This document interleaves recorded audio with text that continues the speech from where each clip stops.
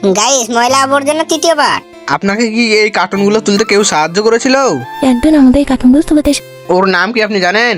ওকে চম্পা ওরা ডাকছিল। চম্পা তো রাজুর বোন হয়। চম্পার বাড়ি যায়। এই চম্পা, দরজা খোল। এই চম্পা, তুই কি একটা ময়লা আবর্জনা কুড়ানো মেয়েকে সাহায্য করেছিলি? সকালে করেছিলাম তো একজনকে। তুই ওই মহিলাটাকে সাহায্য করার সময় কোনো কি টাকা পেয়েছিলি? কই না, আমি পাইনি। ওই কিছু টাকার জন্য মেয়েটাকে অনেক গালমন্দ করছে। টাকাগুলো পাইলে দিয়ে দে। তোর কাছে টাকাগুলো থাকলে ফেরত দে, না হলে আমি গেলাম। মিমি তুই দাঁড়া, আমি সকালে কিছু টাকা পেয়েছি, এক্ষুনি এনে দিচ্ছি, দাঁড়া। চম্পা তো টাকাগুলো আনতে গেল, দেখা যাক কত টাকা হয়। এই নি মিমি, ধর, সকালবেলা এই টাকাগুলোই আমি পেয়েছিলাম। এই টাকাগুলোর জন্য মেয়েটিকে চোর ভাবছিল। এই টাকাগুলো যার সাথে আমি এক্ষুনি গিয়ে ফেরত দিচ্ছি। থাক, আমি গেলাম। এই টাকাগুলো আমি সকালে পেলাম আর এক্ষুনি নিয়ে চলে গেল। এই টাকাগুলো এখন রাজুর কাছে গিয়ে ফেরত দিয়ে দি। এই রাজু, দরজা খোল। এই দেখ, তোর টাকা আমি ফেরত নিয়ে এসেছি। তোকে বলেছিলাম না ওই মেয়েটাই টাকাগুলো নিয়েছে আমার। চুপ কর, তোর বোন চম্পা এই টাকাগুলো রাস্তা থেকে কুড়িয়ে নিয়ে এসেছিল।